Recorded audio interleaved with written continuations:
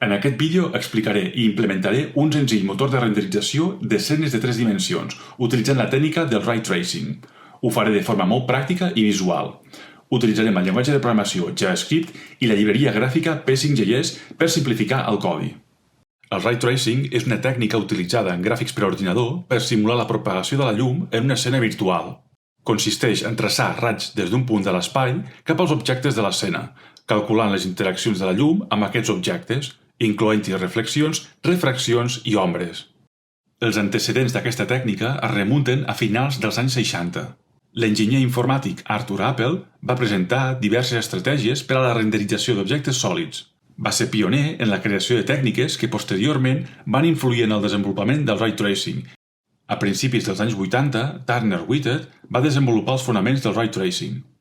La seva proposta consistia en l'emissió de rajos de llum de forma recursiva, fent-los rebotar entre els objectes de l'escena fins a obtenir el corresponent color de cada píxel de la imatge. Aquesta tècnica va suposar un avenç significatiu en la capacitat del Ray Tracing per generar imatges amb detalls realistes. En aquest vídeo implementarem l'algorisme desenvolupat per Turner Whitted. Aquest algorisme també se l'anomena per Whitted Ray Tracing o Recursive Ray Tracing. La finalitat de l'algorisme és generar una imatge o projecció de 2 dimensions a partir d'una escena de 3 dimensions. En aquest sentit, la imatge que veiem en una pantalla és la projecció d'una escena realitzada des d'un punt de vista ubicat en l'espai de 3 dimensions. Podem entendre el punt de vista com una càmera fotogràfica orientada en la direcció de l'escena. Un altre element imprescindible de l'algorisme és la presència d'un o diversos punts de llum presents a l'escena. La ubicació i intensitat dels punts de llum s'utilitza per a calcular el color que li correspon a cada píxel de la projecció. L'element fonamental del Ray Tracing són els rajos. Per poder generar la imatge o projecció bidimensional de l'escena, cal crear un raig virtual per a cada píxel de la imatge. Per exemple, si volem generar una imatge de 640 x 480 píxels de l'escena, aleshores caldrà generar 307.200 rajos. A la pràctica, cada raig és un vector de 3 dimensions que té per origen el punt de vista de la projecció. Hi haurà rajos que col·lisionaran amb objectes de l'escena. En aquest cas, caldrà calcular el punt d'intersecció del raig i l'objecte en qüestió. El material de l'objecte, així com l'angle d'incidència entre el punt d'intersecció, el raig i el punt de llum, determinen el color del píxel. Els píxels de la projecció dels rajos que no col·lisionen amb cap objecte es pinten de color blanc. El Ray Tracing és un algorisme senzill en la seva essència, però que abarca un ampli ventall de subtècniques i processos que el poden fer notablement molt més potent i molt més complex. Per simplicitat, en aquest vídeo només implementarem la renderització d'una esfera i només tindrem en compte un únic punt de llum, objectes opacs i superfícies no reflectants. Per desenvolupar el nostre motor de renderització, haurem d'implementar les corresponents abstraccions dels elements que intervenen en una escena. Esferes, rajos, interseccions, llums, colors i materials. Per altra banda, l'algorisme fa un ús intensiu d'operacions matemàtiques de geometria. És per això que també caldrà implementar l'abstracció de punts i vectors en l'espai de 3 dimensions. Aquest serà el resultat final del nostre motor de renderització.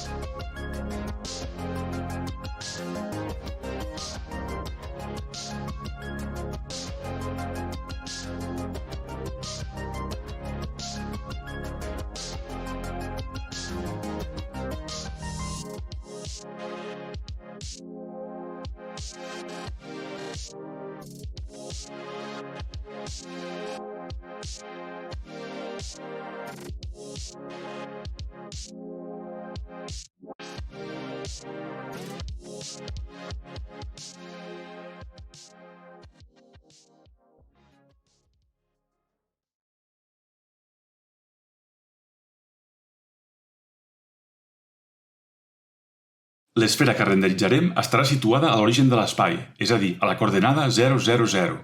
Per simplificar, l'esfera tindrà un radi d'una unitat. Un raig consisteix en un punt d'origen i un vector que determine la direcció. Si tracem un raig en direcció cap a l'esfera, es produiran dues interseccions, sempre que l'origen del raig estigui fora de l'esfera. Aquests punts d'intersecció es poden determinar mitjançant aquest càlcul matemàtic. El resultat d'aquest càlcul és un valor numèric anomenat discriminant. Si el discriminant és negatiu, el raig no col·lisiona amb l'esfera. Si el discriminant és 0, el raig col·lisiona tangencialment amb l'esfera, és a dir, només hi ha una intersecció. Si el discriminant és positiu, el raig col·lisiona amb l'esfera en dos punts. Per obtenir els punts d'intersecció, cal calcular les dues solucions d'aquesta equació de segon grau. Els valors T1 i T2 representen els moments en què el raig intersecta l'esfera. D'aquests dos punts només ens interessa el valor més baix, ja que correspon al punt de la primera intersecció.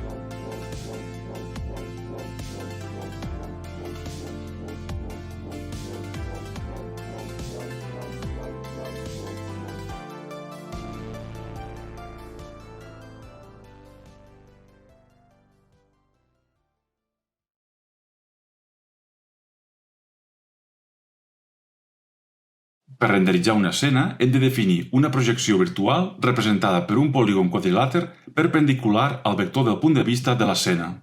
En aquest exemple, el punt de vista està ubicat a la posició 0, 0, 5 i orientat cap a l'origen dels eixos a la posició 0, 0, 0. La mida del polígon quadrilàter és de 10 per 10 unitats d'espai i està centrat en l'eix Z a una distància de 15 unitats respecte al punt de vista. Volem generar una renderització de 2000 per 2000 píxels. Per tant, el motor de renderització haurà de calcular el color de cada píxel a partir de 4 milions de rajos per crear la imatge de l'escena. Si un raig no col·lisiona amb cap objecte, assignarem un color per defecte al píxel. En aquest exemple, el color verd. Si un raig col·lisiona amb algun dels objectes de l'escena, el color del píxel serà el mateix que el color de l'objecte en qüestió. En aquest exemple es pot observar clarament que tots els rajos que s'emetin dins de l'espai que ocupa aquest con de color groc col·lisionaran amb l'esfera. Per tant, a la imatge final es mostrarà la base del con pintada de color rosa.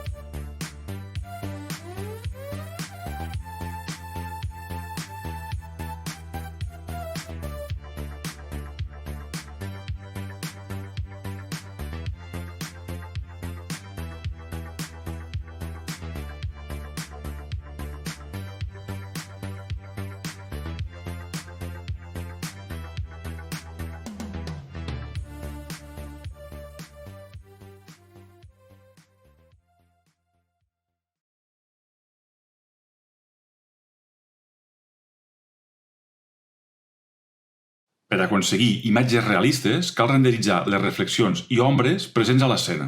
En el nostre motor de renderització utilitzarem el model de reflexió Phong, desenvolupat per l'investigador en gràfics per ordinador Bui Tuong Phong, l'any 1975. El model de reflexió Phong consisteix a calcular i combinar la reflexió ambiental, difusa i especular en els punts de col·lisió dels rajos. Actualment, aquesta segueix sent una de les tècniques d'il·luminació i ombrejat més utilitzades. Per calcular el color del píxel d'un raig, necessitem determinar el punt d'intersecció del raig amb l'objecte. També cal calcular el vector normal de la superfície en el punt d'intersecció.